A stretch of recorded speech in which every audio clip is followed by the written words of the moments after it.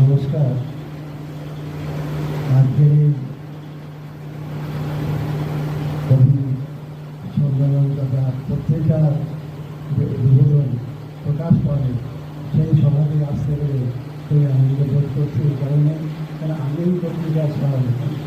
যাই হোক, এই পত্রিকা 10টি বছর পদার্পণ করেছে। 9 বছর এই পত্রিকা সুস্থভাবে এই পত্রিকা চলে আসছে এবং বিভিন্ন বিদগ্ধজনের লেখা এই পত্রিকায় দেওয়া হয়।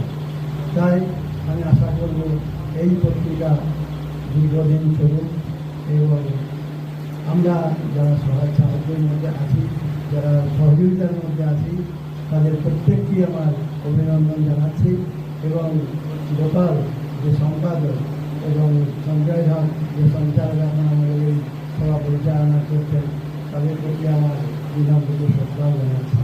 এই বলে আমি আমার এই বক্তব্য শেষ করছি। নমস্কার।